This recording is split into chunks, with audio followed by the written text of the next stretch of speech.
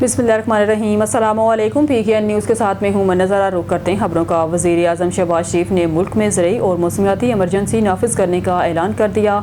वफाकी कबीना ने मुल्क में ज़रई और मौसमियाती इमरजेंसी नाफिज करने की मंजूरी दे दी।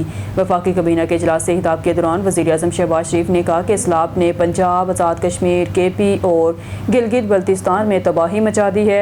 मौसमियाती तब्दीलियों से रातों रात नहीं निपट सकते। सैलाब से बेपनाह तबाही हुई है। सैलाब से नुकसान के तहमीना लगाने की हिदायत की गई है। सैलाब से नुकसान के तहमीना लगाने की हिदायत की है। सैलाब से फसलों के नुकसानात का तहमीना लगाया जा रहा है। उन्होंने मजीद कहा कि हज़ारों एकड़ पर फसलें ज़ेर-ए-आब हैं।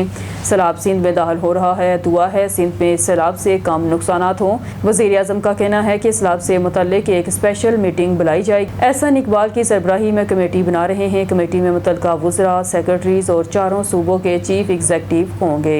एपेक्स की सतह पर एक इजलास बुलाएंगे। चारों वज़रा और मुतल्लिका अफसरान शरीक होंगे। इजलास में सूरत हाल पर गौर करके एक पॉलिसी बनाएंगे। वफाक और सूबों को मिलकर नुकसानात का इज़ाला करना होगा।